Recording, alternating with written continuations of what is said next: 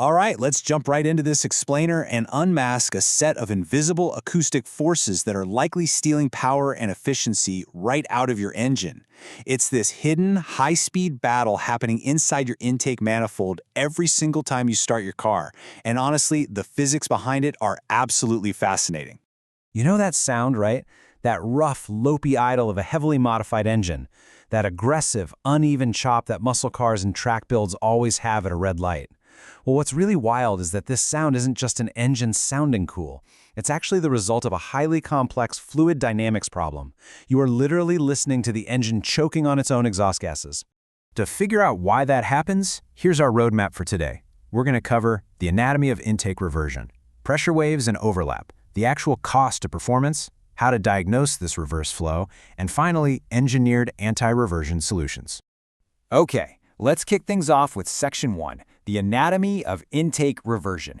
We really need to clearly define the mechanism at play here. By definition, intake reversion is exactly what it sounds like. It's a reversal.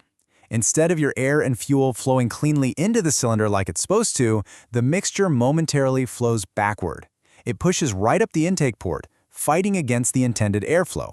So the key takeaway here is that reversion isn't just some random glitch. It is a direct, measurable consequence of engine timing pushing gases the wrong way up the induction system. So how does this actually happen? It builds step by step during a critical little window called valve overlap. Imagine the piston approaching top dead center on the exhaust stroke, pushing all those spent gases out. But right before the exhaust valve completely closes, the intake valve starts to open. If you're at a low RPM, the exhaust pulses are sluggish, leaving a bunch of high residual pressure trapped in the cylinder.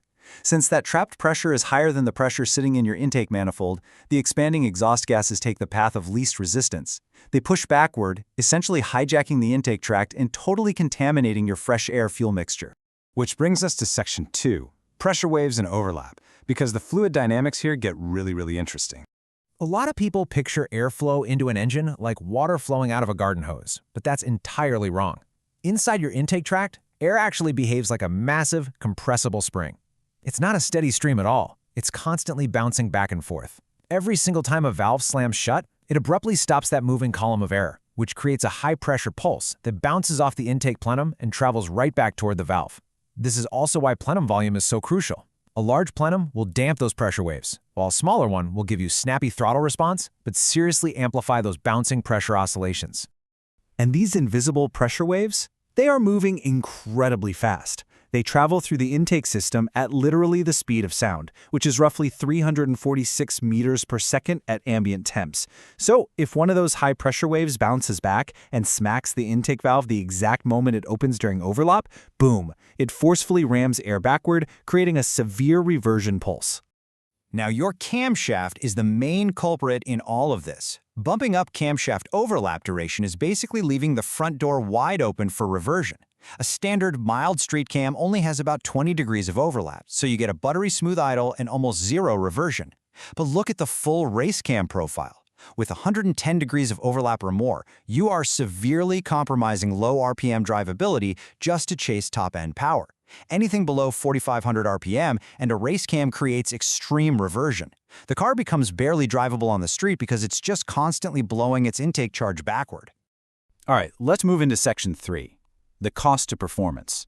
Because sure, it sounds cool at idle, but what is this reverse flow actually costing you? Look at this stark contrast between low and high RPMs. Down low, reversion creates poorly synchronized pressure pulses that cause massive backflow. You are looking at a 5 to 25% loss in volumetric efficiency, not to mention awful fuel economy because the engine is gagging on its own hot, stale exhaust. But once those RPMs climb, the whole engine transforms. The intake air velocity gets so high that it physically resists the backflow. The wave dynamics finally sync up, they become synergistic, and suddenly the engine is operating as a highly tuned, highly efficient air pump. Now, if you're naturally aspirated, reversion mostly just costs you power. But if you're running a turbocharger, this backward pulse is highly destructive. That reverse flow literally slams into the spinning compressor wheel, causing an aerodynamic stall. That's compressor surge, that rapid-fire machine gun chuffing sound. Worse than the sound, these reverse pulses load the compressor wheel in the completely wrong direction, which drastically accelerates wear on your axial thrust bearings. And to top it off, reversion pushes an oily mist backward through the system, completely coating the inside of your intercooler and wrecking its thermal efficiency over time. So, Section 4, diagnosing the reverse flow. Since we obviously can't see these acoustic waves bouncing around at the speed of sound, how do tuners actually track them down? Well, you have to read the digital footprints. It is honestly amazing how badly a modern ECU gets spooked by reverse airflow. If you pull up a data log, you'll spot these sharp negative spikes in the mass airflow, or MAF sensor voltage. The sensor is literally reading air moving the wrong way. You'll also see the wideband oxygen sensor swing lean and then violently rich as the ECU desperately tries to fix the fueling. Another total dead giveaway. Check your intake manifold vacuum. If it's floating anywhere below 12 inches of mercury at idle, reversion is definitely messing with your system. If you want physical confirmation, mechanics use this brilliant old-school trick. You just introduce smoke into the intake tract right after the throttle body while the engine is idling. It perfectly visualizes those invisible pulses. If reversion is happening, you will literally see the smoke puffing backward, spitting out of the intake in perfect rhythm with the engine's firing order. Okay, let's get into the best part. Section 5. Engineered anti-reversion solutions. How do mechanical engineers actually fight back against this fluid dynamic chaos? So engineers use some really clever physical traps. One super common method is machining anti-reversion steps right into the cylinder head port.